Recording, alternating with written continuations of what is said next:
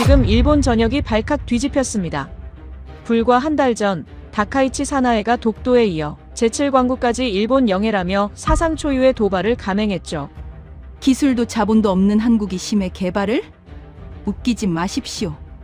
일본 내부에서 조롱이 쏟아지던 바로 그 순간 탐사선 카메라에 포착된 의문의 금속 구조물 하나가 전 세계를 경악에 빠뜨렸습니다. 제7광구는 한국에 넘겨야 합니다. 기술적으로도 법적으로도 완벽한 한국 소유입니다. 미국 국방정보국의 분석 보고서 한 장에 일본이 50년 동안 노리던 야욕이 산산이 무너져 내렸습니다. 심해 깊숙한 아래 3,000조 원 규모의 초대형 유전을 둘러싼 전쟁. 7광구를 삼키려던 일본을 무너뜨린 한국의 전략은 무엇이었을까요? 지금부터 그 놀라운 사건의 전말을 공개합니다. 오전 9시 도쿄 총리관저. 다카이치 사나에가 전 세계 언론 앞에 섰습니다. 제7광구는 일본 고유의 영토입니다. 한국은 50년 동안 단 한 방울의 석유도 뽑아내지 못했습니다. 일본 기자단이 환호했죠. 카메라가 터져나갔고 도쿄 증권가는 12% 폭등했습니다. 한국이 독도라 부르는 그 섬을 일본 영토라 선언한 지 불과 5일 후였습니다. 총리 취임 후에도 중의원 예산위원회에서도 다카이치는 이 주장을 반복해왔죠. 일본은 완전한 승리를 확신했습니다. 그런데 한국은요? 단 한마디도 없었습니다. 저는 그때 단정했어요. 한국은 패배를 인정한 거다. 하지만 그건 제 인생 최악의 착각이었습니다. 제 이름은 리처드 캠벨입니다. 미국 안보전략센터 동아시아 에너지 담당 선임 연구원이죠. 25년간 심해 자원과 해양 분쟁을 다뤄왔습니다. 남중국해 유전 분쟁, 북극해 가스전 협상, 아프리카 심해 시추 프로젝트까지 전부 제 손을 거쳐갔어요. 저는 데이터를 믿는 사람입니다. 감정이 아니라 숫자로 판단하죠. 그래서 이번에도 확신했습니다. 한국은 준비가 안 됐다고 말이에요. 그날 아침 저는 도쿨 시내 호텔 객실에서 일본 방송을 보고 있었습니다. 거리는 축제 분위기였어요. 사람들이 환호했고 신문 일면엔 50년 만에 대승이라는 글자가 박혔죠. 일본 경제 전문지는 제7광구 예상 매장량을 800조 원으로 추산했습니다. 에너지 자립의 꿈이 눈앞에 왔다는 분석이 쏟아졌어요. 저는 텔레비전을 끄고 노트북을 열었습니다. 미국 정보국에서 보내온 기밀 보고서를 확인해야 했죠.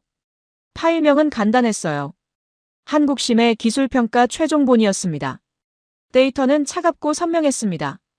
한국의 심해 투자 규모는 일본의 17%에 불과했어요. 900m 심해 시추 기술은 보유 사실조차 확인되지 않았죠. 최신 장비 도입 기록도 없었습니다. 보고서 결론은 명확했어요. 한국이 제7광구를 단독 개발할 가능성은 사실상 제로에 가깝다는 거였습니다. 저는 고개를 끄덕였어요. 숫자는 거짓말을 하지 않으니까요. 그때 제 휴대폰이 울렸습니다. 워싱턴 본부에서 걸려온 전화였죠. 리처드, 일본 방위성 전략국장 타카하시 레이조가 당신을 만나고 싶어 합니다. 오늘 오후 2시 방위성 별관에서 비공식 미팅이 잡혔어요. 현장 분위기를 파악하고 오십시오. 저는 즉시 움직였습니다. 오후 2시 도쿄 방위성 별관. 타카하시 레이조가 저를 맞이했습니다. 60대 중반쯤 되어 보이는 그는 여유로운 미소를 지었어요.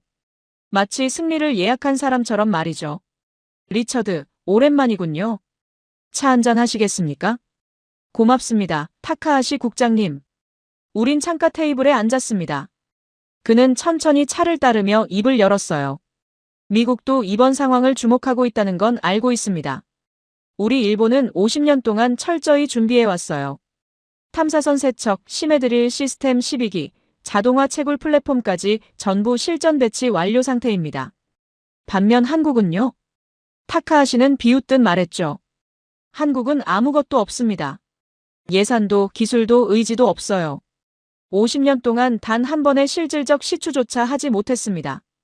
이번 협정 만료는 일본에겐 기회가 아니라 당연한 결과입니다. 저는 그의 말을 들으며 고개를 끄덕였어요. 데이터와 정확히 일치하는 분석이었으니까요. 그렇다면 한국의 반응은 어떻습니까? 외교적 항의라도 있지 않았습니까? 타카하시는 어깨를 으쓱했습니다. 전혀 없습니다. 한국 외교부는 추가 입장 없다는 짧은 논평만 냈어요. 정부 대변인도 에너지부 장관도 심지어 언론조차 조용합니다. 이게 무슨 뜻인지 아시겠습니까? 한국은 이미 패배를 받아들인 겁니다.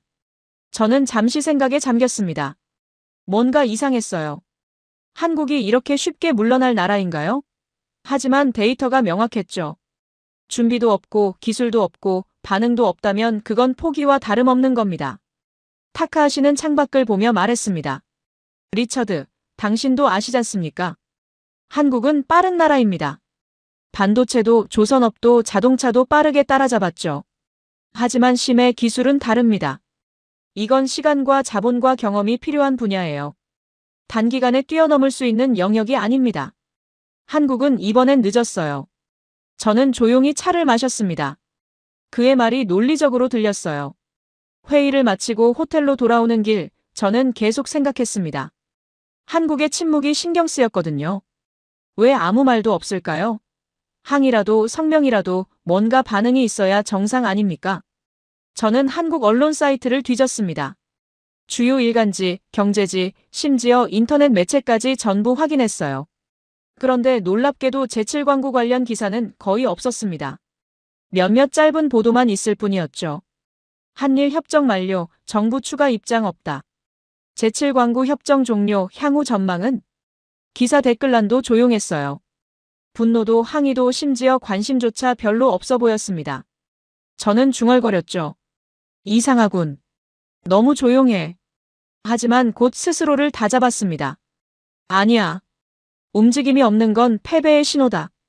한국은 이번엔 정말 준비가 안 됐던 거야. 다음 날 아침, 저는 출국 준비를 했습니다. 워싱턴 본부는 재개 현장 확인 완료 후 귀국하라는 지시를 내렸거든요. 일본의 승리는 기정사실이었고 한국의 침묵은 그걸 증명하는 것처럼 보였습니다. 공항으로 가는 택시 안에서 저는 창밖을 바라봤어요. 도쿄 거리는 여전히 들떠 있었죠. 일본은 승리를 확신했고 세계는 그 승리를 인정하는 분위기였습니다. 그런데 저는 알지 못했습니다. 한국의 침묵이 얼마나 무서운 침묵인지를요. 다음 날 요코스카 해군기지 부두. 일본 탐사선 히류마루 3호가 정박해 있었습니다. 저는 부두에 내려서 배를 바라보는 순간 첫 번째 위화감을 느꼈어요. 배가 너무 낡아 보였습니다. 50년 동안 준비해왔다는 일본의 주력 탐사선치고는 페인트가 벗겨진 곳이 많았고 갑판 장비들은 녹이 슬어 있었죠. 저는 천천히 승선했습니다. 타카하시가 갑판에서 저를 맞이했어요. 리처드, 어서 오십시오. 오늘부터 우리와 함께 역사적인 순간을 목격하게 될 겁니다. 영광입니다. 타카하시 국장님. 저는 주변을 둘러봤습니다. 승조원들이 분주히 움직이고 있었지만 뭔가 어색했어요. 장비를 다루는 손놀림이 익숙하지 않아 보였거든요. 타카하시는 저를 선실로 안내했습니다. 벽에 붙은 대형 스크린에는 제칠 광고 해저 지형도가 떠 있었죠. 이번 탐사 목표는 간단합니다. 900m 심해까지 ROV를 투입해서 실제 시추 가능 지점을 확인하는 겁니다. 우리 일본은 이미 10년 전부터 이 해역을 정밀 조사해 왔어요. 저는 고개를 끄덕이며 물었습니다. 보고서에 최첨단 시스템을 갖췄다고 나와 있던데 장비 상태는 어떻습니까? 타카하시의 표정이 순간 굳었어요. 그는 어색하게 웃으며 대답했죠. 물론입니다. 전부 최상급 장비입니다. 곧 확인하시게 될 겁니다. 하지만 제가 장비실로 내려갔을 때 현실은 달랐습니다. ROV 조종 시스템은 15년은 된 구형 모델이었어요. 케이블은 여러 번 수리한 흔적이 역력했고 센서 패널에는 먼지가 쌓여 있었죠. 저는 일본 기술자 한 명에게 조용히 물었습니다. 이 장비로 실제 시추 작업이 가능합니까? 그는 난처한 표정을 지었어요. 그건 테스트는 많이 했습니다. 하지만 실전 투입은 이번이 처음입니다. 제 가슴속에 의심이 스며들었습니다. 실전 투입이 처음이라고요? 그럼 지금까지는 뭘 한 겁니까? 시뮬레이션입니다. 주로 시뮬레이션 훈련만 반복했어요. 저는 아무 말도 하지 않았습니다. 하지만 머릿속으로는 계산이 빠르게 돌아갔죠. 50년 준비했다는 나라가 실전 경험 제로라고요? 이건 보고서 내용과 완전히 다른 얘기입니다. 오후 3시 탐사선이 출항했습니다. 저는 작전실에 앉아서 일본 연구원들이 데이터를 점검하는 모습을 지켜봤어요. 그런데 이상한 장면이 펼쳐졌습니다. 한 연구원이 다른 연구원에게 소리쳤죠. 야마다 씨, 2019년 실측 데이터 어디 있습니까? 그건 제가 관리하는 게 아닙니다. 사토 씨한테 물어보세요. 사토 씨는 작년에 퇴사했잖습니까? 그럼 어떻게 합니까? 데이터가 없는데. 저는 눈살을 찌푸렸습니다. 실측 데이터가 없다고요? 저는 조용히 끼어들었어요. 실측 데이터가 없다는 게 무슨 뜻입니까? 연구원들이 일제히 입을 다물었습니다. 타카하시가 황급히 끼어들었죠. 일부 데이터 관리에 소소한 문제가 있었을 뿐입니다. 전체 조사에는 아무 지장 없어요. 소소한 문제라고요? 저는 모니터 앞으로 다가갔습니다. 화면에 띄워진 해저 지형 데이터를 자세히 들여다봤어요. 그리고 충격적인 사실을 발견했습니다. 한국 쪽 해역 데이터가 2014년 이후로 갱신되지 않았더군요. 10년 동안 공백이었습니다. 이게 대체 어떻게 된 겁니까? 한국 해역 데이터가 10년 동안 업데이트가 안 됐다는 게 말이 됩니까? 타카하시는 순간 당황한 기색을 보였지만 곧 비웃듯 말했어요. 한국이 가난해서 조사를 못한 겁니다. 예산도 없고 기술도 없으니 당연한 결과 아니겠습니까? 저는 고개를 저었습니다. 그건 설명이 안 됩니다. 한국이 아무리 예산이 부족해도 10년 동안 단 한 번의 조사도 안 했다는 건 비현실적이에요. 이건 뭔가 다른 이유가 있는 겁니다. 타카하시는 더 이상 대답하지 않았습니다. 작전실 안은 어색한 침묵에 휩싸였죠. 밤 11시, ROV 투입 준비가 시작됐습니다. 갑판에는 차가운 바람이 불었어요. 승조원들이 긴장한 표정으로 장비를 점검했습니다. 저는 그들 사이에서 작은 속삭임을 들었죠. 야마구치, 정말 괜찮을까? 뭐가요? 한국 말이야, 한국이 해저에 뭔가 설치했다는 소문 들었어. 그런 헛소리 믿지 마. 한국이 뭘 설치하겠어. 하지만 10년 동안 데이터가 없다는 게 이상하잖아. 그건 한국이 가난해서 그런 거야. 저는 그들의 대화를 들으며 가슴이 철렁했습니다. 한국이 뭔가 설치했다고요? 그게 사실이라면 지금까지 제가 본 모든 데이터가 틀렸다는 얘기 아닙니까? 타카하시가 큰 소리로 외쳤습니다. ROV 투입 준비 완료. 하강 시작한다. 거대한 무인 잠수정이 크레인에 매달려 천천히 바다로 내려갔어요. 케이블이 팽팽하게 당겨지며 삐걱거리는 소리가 들렸죠. 저는 작전실로 돌아가 모니터 앞에 앉았습니다. ROV 카메라가 전송하는 영상이 실시간으로 떠올랐어요. 수심 100m. 화면은 푸른 물속을 보여줬습니다. 아직은 평범한 하강이었죠. 수심 300m. 빛이 점점 사라지기 시작했어요. 조명을 켜도 앞이 잘 보이지 않았습니다. 수심 600m. 압력계 수치가 급격히 올라갔습니다. 케이블 장력도 증가했죠. 연구원들이 긴장한 목소리로 데이터를 확인했어요. 압력 정상 범위입니다. 케이블 장력 안정. 그런데 바로 그때였습니다. 수심 850m. 센서가 이상한 신호를 포착했어요. 진동 패턴 감지.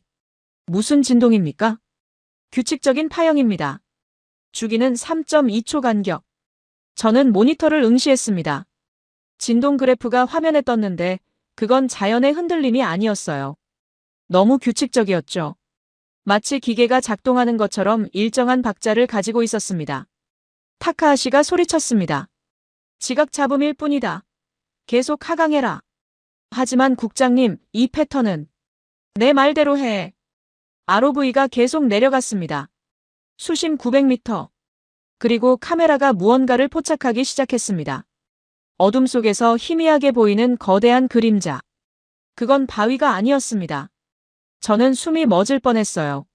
화면 속 그림자는 너무 규칙적인 형태를 하고 있었습니다.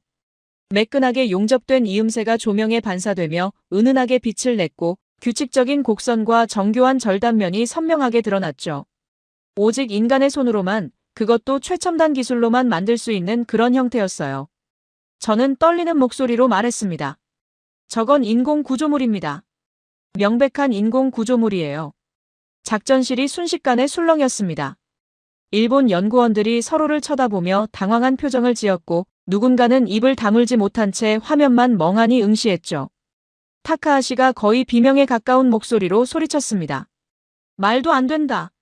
900m 심해에 이런 구조물이 있을 리 없어. 카메라 오류일 거야. 하지만 보십시오, 국장님. 저건 명백히 금속입니다. 용접선도 선명하게 보이고 절단면도 너무 정교해요. 카메라 오류로는 설명이 안 됩니다. 각도를 바꿔.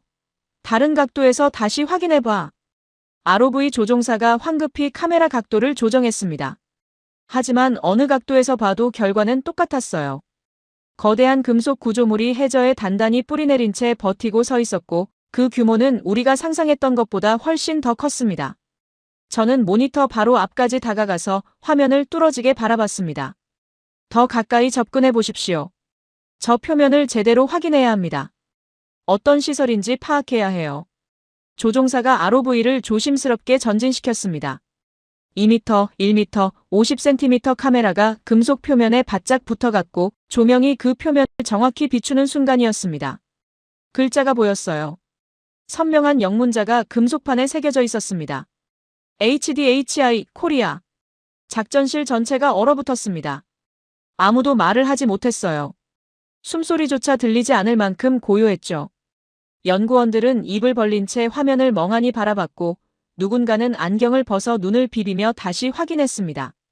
한국이 900m 심해에 이런 거대한 구조물을 설치했다는 겁니까? 타카하시의 얼굴이 순식간에 하얗게 질렸습니다. 그는 떨리는 목소리로 거의 울먹이듯 외쳤죠. 저건 조작이다. 한국이 우리를 속인 거야. 저런 게 가능할 리 없어. 저는 차분하게 하지만 단호하게 물었습니다. 조작이라고요? 어떻게 900m 해저에 그것도 이렇게 거대한 규모로 조작을 한다는 겁니까? 이건 영상 합성으로 만들 수 있는 게 아닙니다. 저는 타카하시를 똑바로 쳐다봤습니다. 그의 눈에는 공포가 가득했어요. 이건 분노가 아니었습니다. 순수한 공포였죠. 자기가 믿어왔던 모든 게 무너지는 공포, 자신이 완전히 틀렸다는 걸 깨달은 사람의 공포였습니다. 저는 조용히 하지만 분명하게 말했습니다. 타카하시 국장님. 공포에 질린 사람의 눈을 저는 압니다. 25년간 이 분야에서 일하면서 수없이 봐왔어요. 당신은 지금 두려워하고 있습니다. 이게 진짜라는 걸, 한국이 정말로 해냈다는 걸 알고 있기 때문이에요. 타카하시는 대답하지 못했습니다. 그저 입술만 파르르 떨릴 뿐이었죠. 저는 다시 모니터로 시선을 돌렸습니다. ROV가 천천히 움직이며 구조물 전체를 훑기 시작했고 그 규모가 점점 더 드러났어요. 거대한 파이프라인이 보였습니다. 두께가 50cm는 좋게 되어 보이는 금속 파이프가 수백 미터 길이로 쭉 뻗어 있었고 그 옆으로는 정교한 밸브 시스템이 여러 개 설치되어 있었죠. 밸브마다 센서가 부착되어 있었고 압력 게이지도 선명하게 보였습니다. 그리고 그 너머로 더 큰 구조물이 서서히 어둠 속에서 모습을 드러내기 시작했습니다. 저게 대체 뭡니까? 누군가 떨리는 목소리로 물었습니다. 그 목소리엔 두려움과 경외감이 동시에 담겨 있었어요. ROV가 조명을 최대로 밝히며 조심스럽게 전진했습니다. 화면에 나타난 건 거대한 돔 형태의 구조물이었어요. 지름이 20m는 되어 보였고 표면은 특수 코팅이 되어 있어서 조명에도 반사가 거의 없었죠. 여러 개의 센서와 안테나 같은 정밀 장비들이 돔 곳곳에 부착되어 있었고 그 아래로는 복잡한 케이블 다발이 연결되어 있었습니다. 이건 단순한 구조물이 아니었어요. 이건 완전히 작동 가능한 시스템이었습니다. 설계부터 시공, 설치까지 모든 게 완벽하게 계산된 심해 채굴 시스템이었던 겁니다. 저는 중얼거렸습니다. 이건 완전 자동화 채굴 시설입니다. 사람 손이 필요 없는 무인 시스템이에요. 타카하시가 거의 비명처럼 소리를 질렀습니다. 당장 카메라를 꺼. ROV를 지금 즉시 회수해. 뭐라고요? 지금 회수하라는 겁니까? 저는 타카하시 앞을 단호하게 가로막았습니다. 안 됩니다, 국장님. 이건 국제조약에 따른 공식 관찰 임무입니다. 미국 정부의 승인을 받아 진행 중인 조사예요. 임의로 중단할 수 없습니다. 국장님, 진실을 숨기려는 겁니까? 이미 촬영된 영상은 미국 본부로 실시간 전송되고 있습니다. 숨길 수 없어요. 그때 ROV가 구조물의 측면을 지나가는데 또 다른 명판이 조명에 비쳤습니다. 설치일 2018년 3월. 한국은 6년 전부터 이 시설을 설치하기 시작한 겁니까? 저는 빠르게 계산을 시작했습니다. 2018년부터 2024년까지 6년이고 일본 데이터에 공백이 생긴 건 2014년부터였죠. 그 말은 한국이 2014년부터 계획을 세우기 시작했고 4년간의 준비 끝에 2018년부터 실제 설치에 들어갔다는 뜻입니다. 10년입니다. 한국은 10년 동안 묵묵히 준비해왔고 세상은 아무도 눈치채지 못했던 거예요. 일본도 미국도 그 누구도 몰랐습니다. 저는 타카하시를 내려다봤습니다. 국장님, 한국은 이미 끝낸 상태였습니다. 일본이 협정 만료를 선언하기 훨씬 전부터 이미 모든 걸 완성해 놓은 상태였어요. 일본의 선언은 아무 의미가 없었던 겁니다. 타카하시는 대답하지 않았습니다. 그는 그저 바닥을 응시할 뿐이었어요. 평생을 바쳐온 꿈이 한순간에 무너지는 모습이었죠. ROV 회수가 시작됐습니다. 케이블이 천천히 감기며 무인 잠수정이 어둠 속에서 빠져나와 수면으로 올라오기 시작했어요. 30분 후 ROV가 갑판으로 인양됐습니다. 저는 갑판으로 나가서 ROV를 직접 확인했습니다. 케이블에 묻은 물질을 손가락으로 조심스럽게 문질러 봤어요. 끈적하면서도 미끌미끌한 느낌이었죠. 저는 그걸 코에 가까이 대고 천천히 냄새를 맡았습니다. 정제유 냄새였습니다. 원유가 1차 정제 과정을 거친 후 남는 특유의 냄새였어요. 한국의 시설은 단순히 설치만 된 게 아니었습니다. 이미 상당 기간 동안 실제로 가동되고 있었던 겁니다. 채굴하고 정제하고 저장하는 모든 과정이 자동으로 돌아가고 있었던 거예요. 다음 날 아침, 저는 일본 측에 요구했습니다. ROV를 다시 투입해야 합니다. 어젯밤 본 건 시설의 일부에 불과해요. 전체 규모를 파악해야 합니다. 타카하시는 창백한 얼굴로 고개를 저었습니다. 그럴 수 없습니다. 장비 점검이 필요해요. 최소 3일은 걸릴 겁니다. 저는 그의 눈을 똑바로 바라봤습니다. 그는 거짓말을 하고 있었어요. 장비는 멀쩡했고 다만 진실을 더 이상 보고 싶지 않을 뿐이었죠. 국장님, 이건 국제조약에 따른 공식 조사입니다. 일본이 임의로 중단할 권한이 없어요. 만약 거부하신다면 저는 미국 정부에 일본이 조사를 방해하고 있다고 보고할 수밖에 없습니다. 타카하시의 얼굴이 일그러졌습니다. 그는 한동안 아무 말도 하지 못하다가 결국 고개를 끄덕였죠. 알겠습니다. 오후 2시에 재투입하겠습니다. 오후 2시, ROV가 다시 바다로 내려갔습니다. 이번엔 더 체계적으로 촬영하기로 했어요. 구조물의 전체 배치, 각 시스템의 연결 상태, 그리고 실제 작동 여부까지 전부 확인하기로 했죠. 수심 900m에 도달했을 때 어제 봤던 그 거대한 구조물이 다시 화면에 나타났습니다. 하지만 이번엔 더 넓은 범위를 촬영했어요. ROV가 천천히 이동하며 시설 전체를 훑기 시작했고 그 순간 저는 입이 떡 벌어지는 광경을 목격했습니다. 시설은 우리가 본 것보다 훨씬 더 거대했습니다. 다중 파이프라인이 거미줄처럼 얽혀 있었고 그 사이사이로 고압 챔버가 설치되어 있었어요.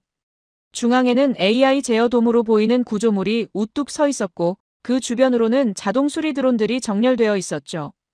더 놀라운 건 정제 및 저장 모듈이었습니다. 거대한 탱크들이 해저에 단단히 고정되어 있었고 그 크기는 상상을 초월했어요. 저는 중얼거렸습니다. 이건 심해 도시입니다. 사람이 만든 또 하나의 세계예요. 일본 연구원 한 명이 떨리는 목소리로 물었습니다. 저 시설들이 전부 연결되어 있는 겁니까? 그렇게 보입니다. 완전히 통합된 시스템이에요. 채굴부터 정제, 저장까지 모든 과정이 자동으로 이루어지는 거죠. 그때였습니다. ROV 카메라가 움직이는 물체를 포착했어요. 처음엔 물고기인 줄 알았는데 가까이 다가가 보니 그게 아니었습니다. 로봇팔이었어요. 정교한 관절을 가진 기계팔이 천천히 움직이며 파이프 연결부를 점검하고 있었습니다. 그 움직임은 너무나 부드러웠고 마치 살아있는 생명체처럼 자연스러웠어요. 저게 자동으로 움직이는 겁니까? 그런 것 같습니다. 사람의 조종 없이 스스로 작업을 수행하고 있어요. ROV가 더 가까이 다가갔습니다. 로봇팔 옆에는 작은 드론 하나가 떠 있었고 그 드론도 파이프 표면을 스캔하고 있었죠. 이건 단순한 자동화가 아니었습니다. 이건 완전한 자율 시스템이었어요. AI가 스스로 판단하고 스스로 유지보수를 수행하는 시스템이었던 겁니다. 저는 감탄을 금치 못했습니다. 놀랍습니다. 이 정도 수준의 자율 시스템은 지상에서도 보기 힘든데 그걸 900m 심해에서 구현했다는 게 믿기지 않아요. 타카하시는 아무 말도 하지 않았습니다. 그저 화면을 멍하니 바라볼 뿐이었죠. ROV가 계속 이동했습니다. 그리고 결정적인 장면이 나타났어요. 시추 드릴이 작동하고 있었습니다. 거대한 드릴이 천천히 회전하며 해저 안반을 뚫고 있었고 그 옆으로는 채굴된 원유가 투명한 파이프를 통해 흘러가는 게 보였어요. 검은 액체가 파이프 속을 천천히 이동하다가 정제 라인으로 들어갔고 그곳에서 어떤 처리 과정을 거친 후 저장 모듈로 향했습니다. 완전 무인이었습니다. 완전 자동이었고 완전 자율이었어요. 사람의 손길이 전혀 필요 없는 시스템이었습니다. 일본 기술자들은 그 광경을 보며 정신적 붕괴에 가까운 충격을 받았습니다. 누군가는 주저앉았고 누군가는 벽에 머리를 기댄 채 눈을 감았어요. 50년 동안 일본이 꿈꿔왔던 기술을 한국이 이미 완성해 놓은 상태였던 겁니다. 저는 센서 데이터를 자세히 분석하기 시작했습니다. 파이프 내부의 잔류물, 압력 흔적, 침전물 패턴까지 전부 확인했어요. 그리고 충격적인 결론에 도달했습니다. 이 시설은 최소 5년에서 6년 정도 가동된 것으로 보입니다. 파이프 내벽에 형성된 침전물 두께를 보십시오. 이 정도 두께가 쌓이려면 최소 그 정도 시간이 필요합니다. 그리고 밸브의 마모 상태, 센서의 보정 이력까지 고려하면 더 정확해지죠. 저는 계산을 계속했습니다. 시설 규모, 가동 시간, 채굴 효율 등을 종합해서 추정해보니 놀라운 수치가 나왔어요. 만약 이 시설이 5년간 가동됐다면 예상 생산량은 대략 250만 배럴 정도 될 겁니다. 작전실이 다시 한번 충격에 휩싸였습니다. 250만 배럴이면 엄청난 양이었어요. 한국은 이미 막대한 양의 원유를 채굴해왔던 겁니다. 그것도 아무도 모르게 조용히 말이죠. 저는 일본 연구원들을 둘러봤습니다. 그들의 얼굴엔 패배감이 가득했어요. 자존심, 희망, 미래에 대한 꿈까지 전부 무너진 표정이었죠. 타카하시가 떨리는 목소리로 물었습니다. 리처드, 솔직히 말해주십시오. 미국도 이런 기술을 가지고 있습니까? 저는 잠시 망설였지만 결국 고개를 저었습니다. 아닙니다. 미국도 이 정도 수준의 심해 무인 시스템은 없습니다. 연구는 하고 있지만 실전 배치까지는 아직 멀었어요. 그럼 한국이 세계 최초라는 겁니까? 그렇습니다. 한국이 세계 최초로 900m 심해 완전 자율 채굴 시스템을 완성한 겁니다. 타카하시는 더 이상 말을 잇지 못했습니다. 그는 그저 고개를 떨구고 눈을 감았을 뿐이었어요. 저는 다시 화면으로 시선을 돌렸습니다. 한국의 시설은 여전히 묵묵히 작동하고 있었어요. 드릴이 돌고 원유가 흐르고 로봇팔이 움직이고 드론이 점검하고 있었죠. 마치 살아있는 생명체처럼 스스로 숨쉬고 있었습니다. 저는 그 순간 깨달았습니다. 한국이 이긴 건 기술 때문만이 아니었어요. 한국은 깊은 침묵 속에서 법도, 시선도, 강대국의 압력도 두려워하지 않았습니다. 그저 묵묵히 자신들이 해야 할 일을 했을 뿐이었죠. 일본은 말로만 준비했습니다. 보고서만 쌓아놨고 예산만 확보했을 뿐 실제로는 아무것도 하지 않았어요. 하지만 한국은 달랐습니다. 한국은 말 대신 행동했고 선언 대신 실행했으며 과시 대신 완성을 택했던 겁니다. 저는 조용히 중얼거렸습니다. 한국은 깊은 침묵 속에서 세계를 바꿔놓고 있었군요. 그날 밤 저는 선실에서 혼자 미국 본부에 보고서를 작성했습니다. 한국의 기술력, 시설 규모, 예상 생산량까지 전부 상세히 기록했어요. 그리고 마지막 문장을 이렇게 썼습니다. 한국은 우리가 생각했던 것보다 훨씬 더 앞서 있습니다. 이제 우리는 한국을 다시 평가해야 합니다. 일주일 후 미국 본부에서 긴급 지시가 내려왔어요. 한국으로 가서 기술의 실체를 직접 확인하라. 누가 만들었는지, 어떻게 가능했는지 전부 파악해오라는 명령이었죠.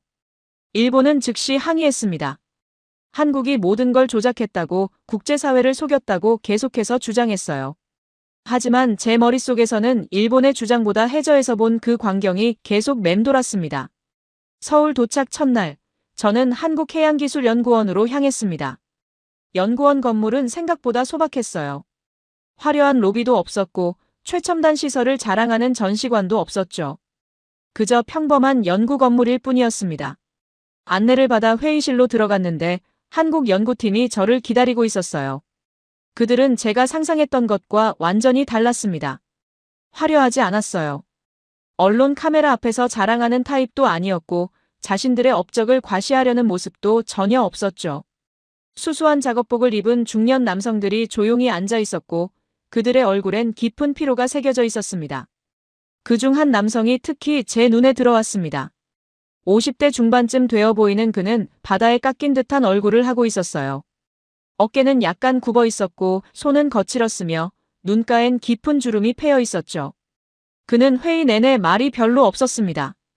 다른 연구원들이 설명할 때도 그저 조용히 듣고만 있었어요. 브리핑이 끝난 후 저는 팀장에게 물었습니다. 저분은 누구십니까?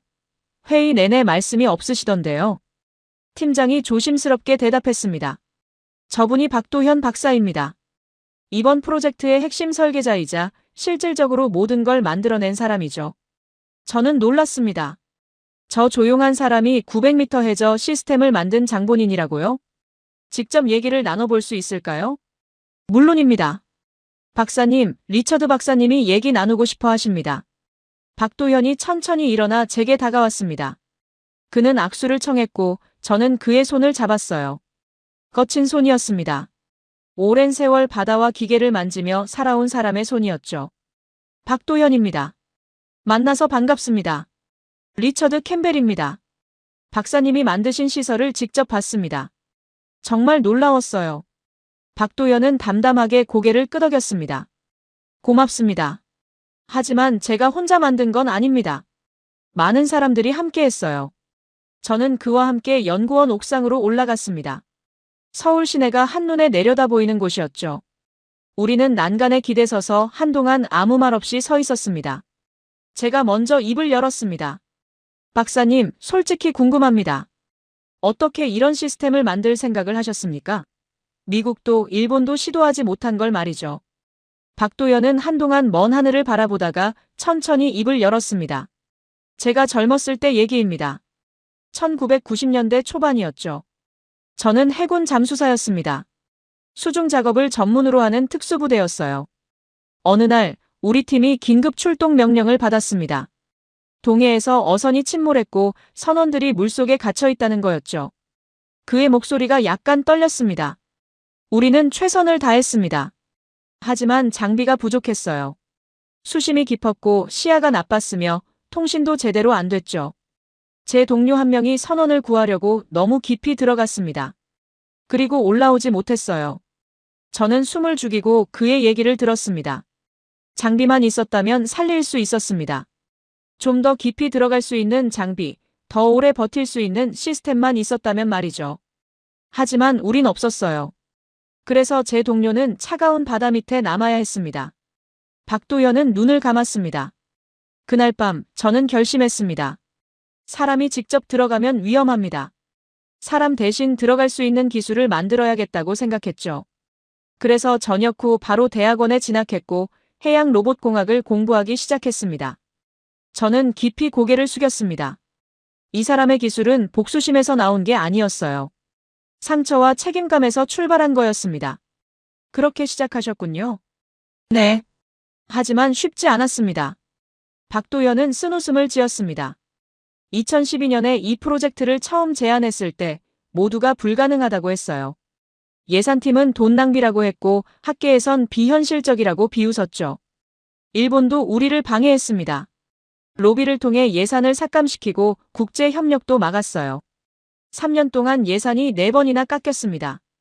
그런데도 포기하지 않으셨습니까? 포기할 수 없었습니다. 제 동료의 얼굴이 계속 떠올랐거든요. 포기하면 그 친구에게 미안할 것 같았어요. 박도현의 목소리에 깊은 슬픔이 묻어났습니다. 12년 동안 집에도 거의 못 갔습니다. 아내와 아이들에게 미안했죠. 건강도 많이 나빠졌어요. 고지혈증, 폐질환까지 생겼습니다. 병원에선 쉬라고 했지만 쉴 수가 없었어요. 프로젝트가 중단되면 모든 게 끝나니까요. 저는 그의 옆모습을 바라봤습니다. 굽은 어깨, 거친 손, 지친 얼굴. 이 사람은 개인의 명예나 부를 위해 일한 게 아니었어요. 순수하게 책임감으로, 죄책감으로, 그리고 동료에 대한 약속으로 30년을 버텨온 거였습니다. 저는 떨리는 목소리로 물었습니다. 박사님, 힘들지 않으셨습니까? 박도현은 고개를 끄덕였습니다. 힘들었습니다. 정말 많이 힘들었어요. 포기하고 싶은 순간도 수없이 많았죠. 하지만 바다를 볼 때마다 생각했습니다. 저 깊은 곳에 제 친구가 있다고, 그리고 앞으로도 누군가는 위험한 바다에 들어가야 한다고 말이죠. 그럴 때마다 다시 일어설 수 있었습니다. 우리는 한동안 침묵 속에 서 있었습니다. 서울의 소음이 멀리서 들려왔지만 옥상은 고요했어요. 저는 박도연을 다시 바라봤습니다. 이 남자는 영웅처럼 보이지 않았어요. 화려하지도 않았고 당당하지도 않았죠. 그저 평범하고 지치고 상처받은 한 사람일 뿐이었습니다. 하지만 바로 그렇기 때문에 더 위대했습니다. 박사님, 존경합니다. 진심으로 존경합니다. 박도연은 어색하게 웃었습니다. 저는 그저 제가 해야 할 일을 했을 뿐입니다. 그날 저녁, 저는 심해 운영센터를 방문했습니다. 박도연이 직접 시스템을 시연해 보였는데 그의 손끝이 키보드 위를 조용히 움직일 때마다 900m 해저의 기계들이 반응했어요. 드릴이 돌고 밸브가 열리고 드론이 움직였죠. 저는 그 순간 깨달았습니다. 이 남자가 900m 아래 세계를 만든 거예요. 이 조용한 손이, 이 지친 얼굴이, 이 굽은 어깨가 세계 최초의 시스템을 탄생시킨 겁니다. 저는 속으로 중얼거렸습니다. 이 사람은 포기할 줄을 모르는 사람이었구나. 제 편견이 크게 흔들리기 시작했습니다. 한국을 향해, 그리고 박도현을 향해 제 마음이 서서히 기울어지고 있었어요. 한국에 온 지 사흘째 되던 날 상황이 급변했습니다. 일본이 전면 공세에 나선 거예요. 도쿄에서 다카이치 사나의 총리가 긴급 기자회견을 열었고 전 세계 언론이 그 현장을 생중계했습니다. 한국은 국제해양법을 명백히 위반했습니다. 900m 심의 시설은 불법 설치이며 이는 해양 질서를 파괴하는 중대한 범죄 행위입니다. 다카이치의 목소리는 분노로 떨리고 있었어요. 한국은 협정기간 중에 몰래 시설을 설치했습니다. 이것은 명백한 신의 위반이자 국제사회에 대한 기만 행위입니다. 우리는 한국을 국제해양법 재판소에 제소할 것이며 모든 외교적 수단을 동원해 진실을 밝힐 것입니다. 일본 언론이 즉각 호응했습니다. 주요 신문들은 한국의 불법 심해 구조물이라는 제목으로 일면을 도배했고 방송들은 하루 종일 이 이슈만 다뤘죠. 타카하시 레이조는 조작된 이미지와 왜곡된 보고서를 만들어 국제사회에 배포하기 시작했습니다. 더 큰 문제는 미국 내부에서도 의심의 목소리가 나오기 시작했다는 거예요. 제 휴대폰이 울렸습니다. 워싱턴 본부 국장이었죠. 리처드, 상황이 복잡해지고 있네. 일본이 상당히 구체적인 증거를 제시하고 있어. 한국이 정말 합법적으로 한 건지 다시 한번 철저히 조사해야 할 것 같아. 국장님, 제가 직접 확인했습니다. 한국의 시설은 실제로 존재하고 기술적으로도 완벽합니다. 그건 알아. 하지만 문제는 합법성이야. 협정 기간 중에 일방적으로 시설을 설치한 게 정말 합법적이었는지 의문이 제기되고 있어. 정보국 일부 라인에서는 일본 손을 들어줘야 한다는 의견도 나오고 있네. 저는 가슴이 답답해졌습니다. 그럼 제게 어떻게 하라는 겁니까? 한국 측을 더 공격적으로 조사해. 숨긴 게 있는지, 법을 우회한 부분이 있는지 전부 파헤쳐. 우리는 진실을 알아야 해. 미국의 입장을 정해야 하니까. 전화가 끊겼습니다.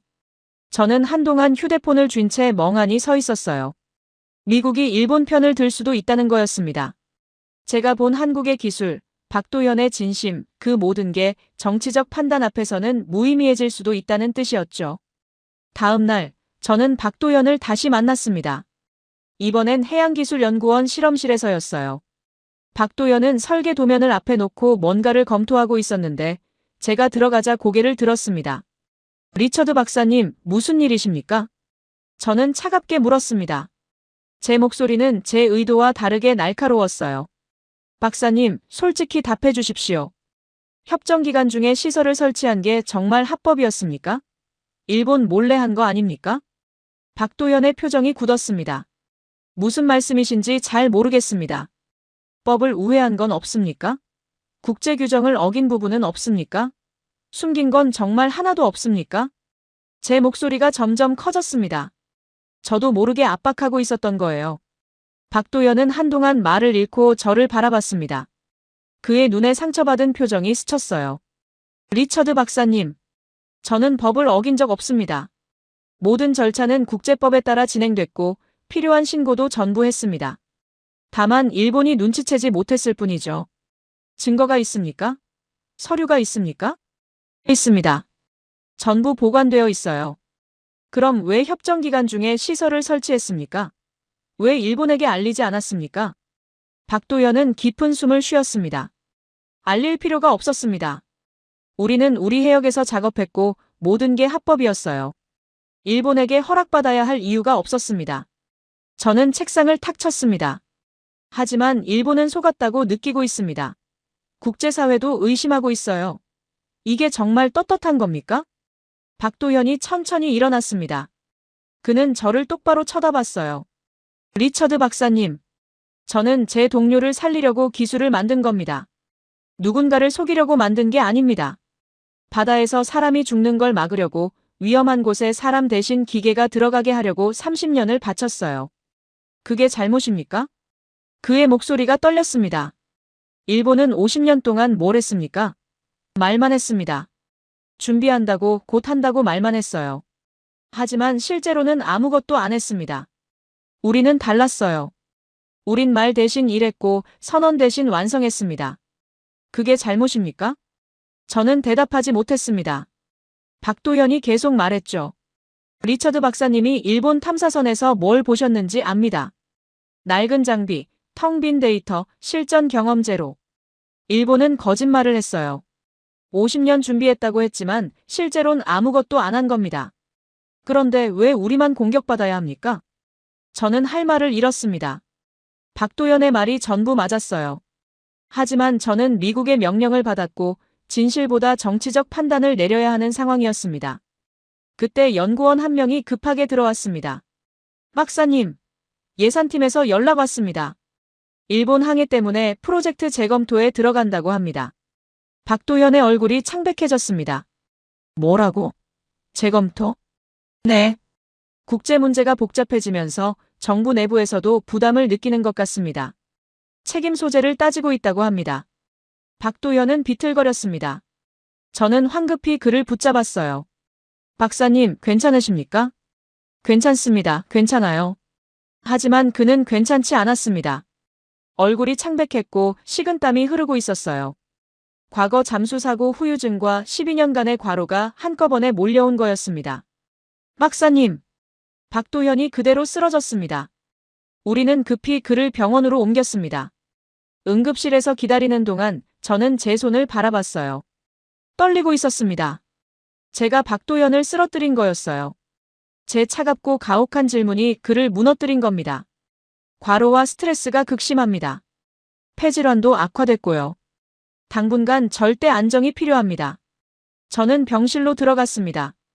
박도연은 침대에 누워 천장을 바라보고 있었어요. 제가 들어가자 고개를 돌렸습니다. 리처드 박사님, 죄송합니다. 제가 너무 흥분했네요. 저는 그 말에 가슴이 찢어질 것 같았습니다. 쓰러진 사람이 오히려 사과하고 있었어요. 아닙니다, 박사님. 제가 잘못했습니다. 너무 가혹하게 물었어요. 박도연은 고개를 저었습니다. 아닙니다. 박사님은 일을 하신 거예요. 진실을 확인해야 하는 게 박사님 임무니까요. 그는 창밖을 바라봤습니다. 리처드 박사님, 한 가지만 믿어주십시오. 저는 거짓말을 한 적 없습니다. 제가 만든 기술은 전부 진짜이고 모든 과정은 합법이었어요. 저는 그저 제 동료와의 약속을 지키려고 했을 뿐입니다. 그의 눈에서 눈물이 흘러내렸습니다. 저는 말없이 그의 손을 잡았습니다. 거칠고 상처 많은 손이었어요. 그 순간 저는 확신했습니다. 이 사람은 거짓말을 할 줄 모르는 사람이에요. 거짓말을 할 마음이 있는 사람이라면 이렇게 무너지지 않습니다. 진실한 사람만이 이렇게 상처받는 거예요. 저는 떨리는 목소리로 말했습니다. 박사님, 믿습니다. 박사님을 믿습니다. 박도연은 제 손을 꽉 쥐었습니다. 고맙습니다. 정말 고맙습니다. 그날 밤 저는 호텔방에서 혼자 앉아 있었습니다. 제 편견이 완전히 무너지고 있었어요. 한국을 의심했던 제 자신이, 박도연을 압박했던 제 모습이 부끄러웠습니다. 저는 미국 본부에 보고서를 작성했습니다. 하지만 이번엔 달랐어요. 한국의 기술은 진짜입니다.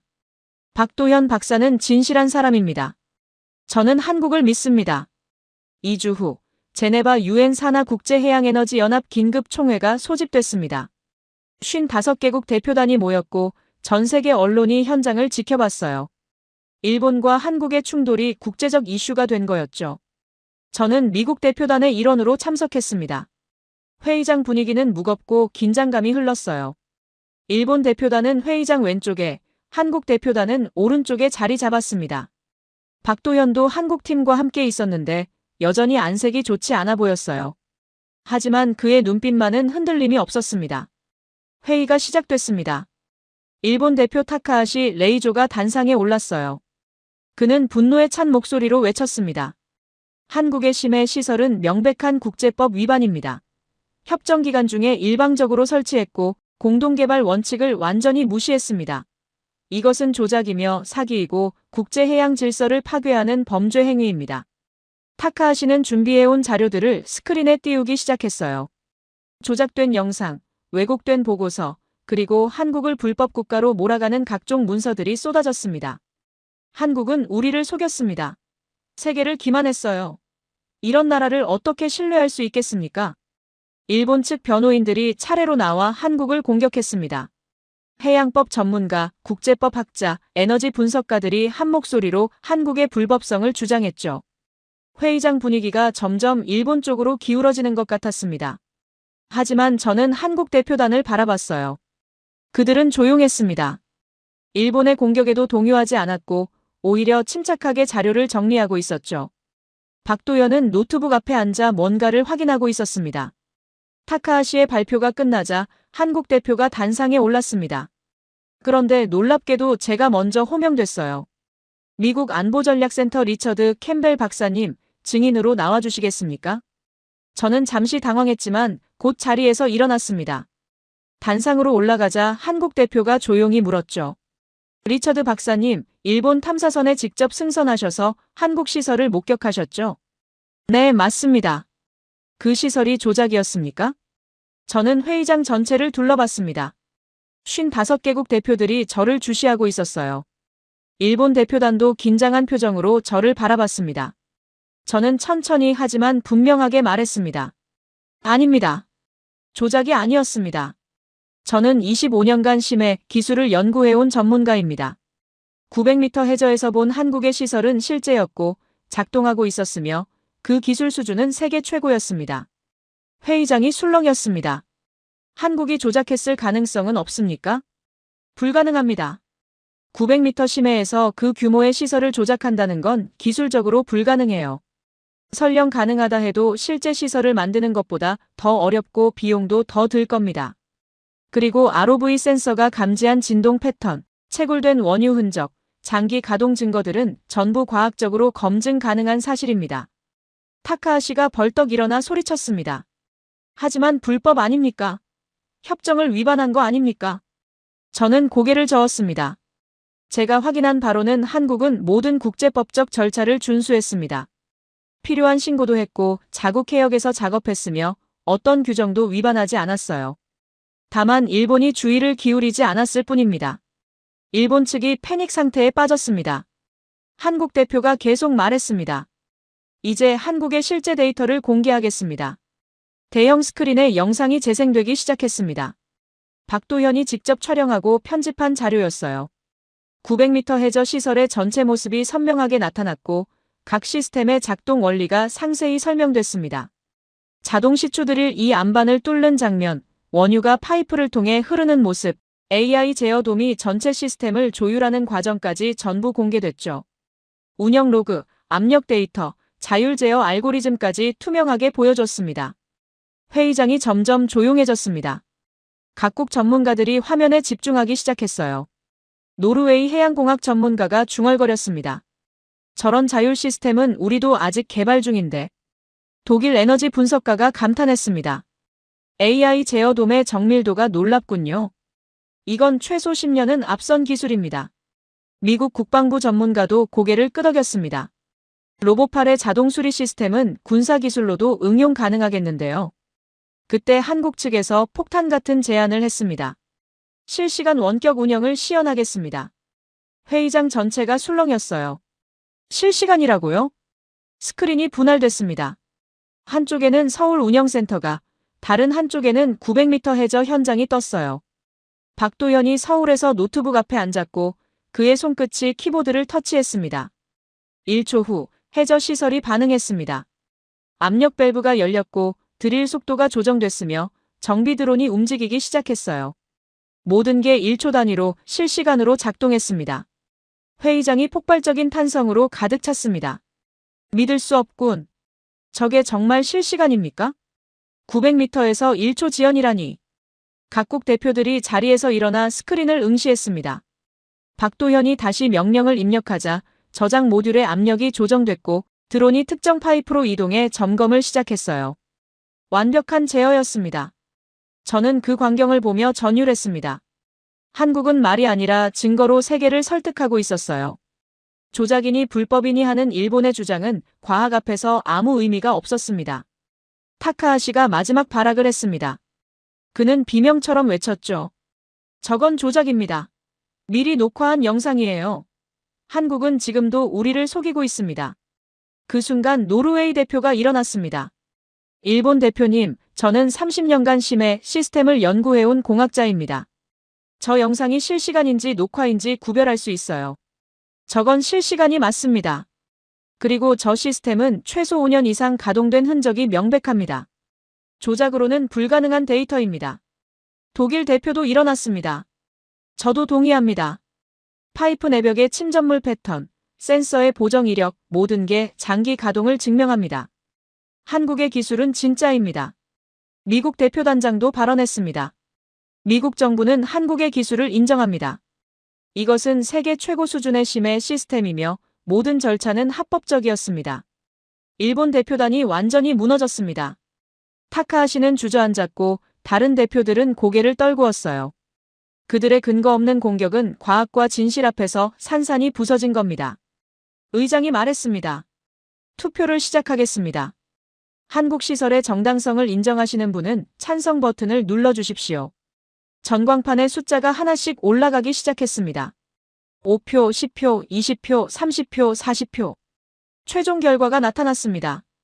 찬성 47표, 반대 3표, 기권 5표. 한국의 제7광구 운영권과 기술의 정당성을 인정합니다. 회의장에 박수가 터져나왔습니다. 55개국 대표들이 기립박수를 보냈고 환호성이 울려 퍼졌어요. 저도 일어나 박수를 쳤습니다. 눈물이 날 것 같았어요. 박도현은 조용히 고개를 숙였습니다. 그는 화려한 세리머니도 하지 않았고 환호하지도 않았어요. 그저 묵묵히 자리에 앉아 감사의 마음을 표현할 뿐이었죠. 저는 그에게 다가가 손을 내밀었습니다. 축하합니다, 박사님. 당신이 세계를 바꿨습니다. 박도현은 제 손을 잡으며 조용히 말했습니다. 고맙습니다, 리처드 박사님. 하지만 저는 제 일을 했을 뿐입니다. 그 겸손한 한마디가 회의장 전체에 울려 퍼지는 것 같았습니다. 한국은 말이 아니라 증거로 이겼습니다. 과시가 아니라 실력으로 인정받았어요. 저는 그날 한국을 완전히 새롭게 보게 됐습니다. 제네바 회의가 끝나고 일주일 후 비공개 협상이 시작됐습니다. 일본은 더 이상 버틸 수 없었어요. 국제사회가 한국의 손을 들어준 이상 일본이 할 수 있는 건 협상뿐이었습니다. 다카이치 사나의 총리는 특사를 보냈고 협상 테이블에는 타카하시도 앉아 있었어요. 저도 미국 중재인 자격으로 그 자리에 있었습니다. 타카하시의 얼굴은 처참했어요. 한 달 전 자신만만하던 모습은 온데간데 없었고 그저 패배자의 표정만이 남아 있었죠. 한국 측 협상 대표가 조용히 조건을 제시했습니다. 제7광구 운영권은 한국이 전담합니다. 일본은 생산량의 40%를 배분받을 수 있으며 한국 기술 사용에 대한 기술료로 연간 5억 달러를 지불해야 합니다. 6대 4배분이었습니다. 게다가 기술료까지 내야 했죠. 일본 입장에서는 굴욕적인 조건이었어요. 타카하시는 한동안 아무 말도 하지 못했습니다. 그는 떨리는 손으로 펜을 들어 서류를 바라봤고 결국 고개를 끄덕였어요. 조건을 수용합니다. 그 한마디가 끝이었습니다. 50년 동안 일본이 꿈꿔왔던 제7광구 독점은 완전히 무너졌고 오히려 한국에게 기술료까지 내야 하는 처지가 된 거였죠. 하지만 진짜 반전은 그 다음에 있었습니다. 협상이 끝나고 사흘 후 한국이 국제사회에 새로운 발표를 했어요. 서울에서 긴급 브리핑이 열렸고 전 세계 언론이 생중계로 그 현장을 지켜봤습니다. 한국에너지부 장관이 단상에 올랐습니다. 한국해양기술연구원이 제7광구 전체에 대한 정밀 지질 분석을 완료했습니다. 그 결과 기존 추정치보다 훨씬 더 큰 규모의 석유 공명층을 발견했습니다. 스크린에 거대한 지질 지도가 나타났어요. 빨간색으로 표시된 구역이 예상보다 훨씬 넓게 펼쳐져 있었습니다.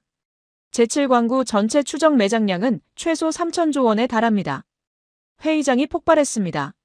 3천조 원이라고요? 각국 기자들이 일제히 카메라 셔터를 눌렀고 실시간 뉴스 속보가 전 세계로 퍼져나갔어요. SNS는 순식간에 이 소식으로 뒤덮였고 증권가는 한국에너지주 매수 주문으로 마비됐습니다. 일본 대표단은 얼굴이 하얗게 질렸어요. 타카하시는 의자에 주저앉으며 고개를 떨어뜨렸죠.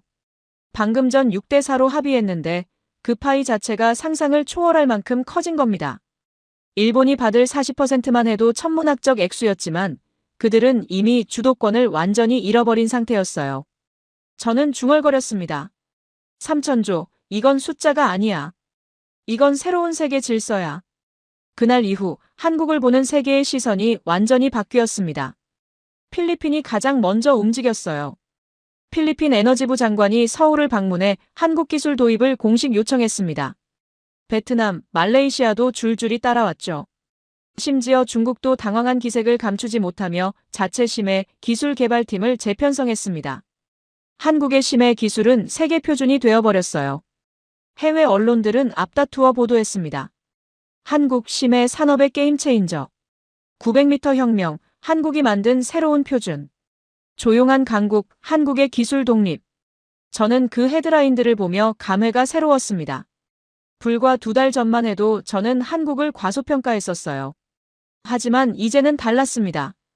한국은 제가 생각했던 것보다 훨씬 더 강하고 훨씬 더 준비된 나라였던 거죠. 그날 밤 저는 박도연을 다시 만났습니다. 서울 한강변의 조용한 벤치에서였어요. 그는 혼자 앉아서 강물을 바라보고 있었습니다. 제가 다가가자 고개를 돌렸죠. 리처드 박사님, 어떻게 여기까지 오셨습니까? 박사님을 찾고 있었습니다. 모두가 축하 연회를 열고 있던데 왜 혼자 계십니까? 박도연은 쓸쓸하게 웃었습니다. 저는 이런 자리가 어색합니다. 그냥 조용히 있고 싶었어요. 저는 그 옆에 앉았습니다. 한동안 우리는 아무 말 없이 강물을 바라봤어요. 불빛이 수면에 반사되어 반짝이고 있었죠. 박도현이 천천히 입을 열었습니다. 리처드 박사님, 제가 오늘 오래된 사진 한 장을 봤습니다. 1992년에 찍은 제 잠수사팀 사진이었어요. 거기엔 제 동료가 웃으며 서 있었죠. 그 친구는 몇 달 후 바다에서 돌아오지 못했습니다. 그의 목소리가 떨렸습니다.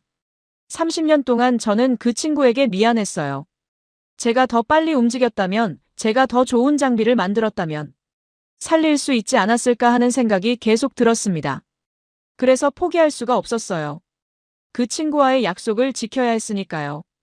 박도연의 눈에서 눈물이 흘러내렸습니다. 그런데 오늘 저는 깨달았습니다. 이제는 누군가를 잃지 않아도 되는 세상이 됐다는 걸요. 사람 대신 기계가 들어가고 위험한 바다에 사람이 직접 가지 않아도 되는 세상이 된 겁니다. 그게 정말 다행이에요.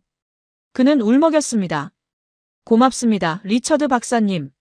제 이야기를 믿어주셔서, 제 기술을 인정해주셔서 정말 고맙습니다. 저는 박도연의 어깨에 손을 얹었습니다. 제 목소리도 떨리고 있었어요. 박사님, 당신이 나를 바꾼 겁니다. 저는 당신을 보며 한국을 다시 배웠어요. 기술이 무엇인지, 책임이 무엇인지, 진정한 엔지니어가 무엇인지 배웠습니다. 고마운 건 제가 해야 할 말입니다. 박도연은 고개를 숙이고 한참을 울었습니다. 30년의 고난, 상처, 책임감, 그리고 마침내 이룬 성취가 눈물로 흘러내리고 있었어요. 저는 그 옆에서 조용히 함께 있어줬습니다. 한참 후 박도연이 눈물을 닦으며 말했습니다. 이제는 편히 잠들 수 있을 것 같습니다. 제 친구에게도 떳떳하게 말할 수 있어요. 약속을 지켰다고 이제 더 이상 바다가 사람을 빼앗아가지 않을 거라고 말이죠. 저는 고개를 끄덕였습니다. 그날 밤 하늘엔 별이 총총히 빛나고 있었어요. 한강물은 조용히 흐르고 있었고 900m 깊은 바다. 아래에서는 한국의 시설이 여전히 묵묵히 작동하고 있었습니다. 저는 그날 밤 호텔로 돌아와 마지막 보고서를 작성했습니다. 강한 나라란 자원을 가진 나라가 아니라 준비하는 나라였습니다. 한국은 그 준비를 10년 넘게 묵묵히 해왔고 오늘 세계가 그 사실을 목격했습니다. 한국은 말 대신 실행했고 선언 대신 완성했으며 과시 대신 증명했습니다. 그 깊은 바다 아래에서 움직이던 것은 기술이 아니라 한국인의 의지였습니다. 저는 오늘 한국을 다시 배웠습니다. 그리고 박도현이라는 한 엔지니어의 위대함을 목격했습니다. 저는 마우스를 들어 전송 버튼을 눌렀습니다. 그리고 창밖을 바라봤어요. 서울의 야경이 아름답게 빛나고 있었습니다. 한국은 조용히 하지만 확실하게 세계를 바꿔놓았습니다. 저는 중얼거렸습니다. 한국 당신들은 정말 대단한 나라입니다. 여러분, 오늘 이야기 어떠셨습니까? 한국이 10년 동안 묵묵히 준비해온 900m 심해 기술, 그리고 동료를 잃은 아픔을 기술로 승화시킨 박도현 박사의 이야기를 전해드렸습니다. 세계가 한국을 과소평가할 때 우리는 말 대신 실행했고 선언 대신 완성했으며 결국 3천조 원의 잭팟과 함께 세계 표준이 되었죠. 오늘 이야기가 감동이었다면 댓글창에 대한민국 화이팅을 남겨주십시오. 여러분의 댓글 하나하나가 대한민국을 응원하는 힘이 됩니다. 앞으로도 더 감동적이고 더 자랑스러운 대한민국의 이야기로 여러분을 찾아뵙겠습니다. 감동방송 TV였습니다.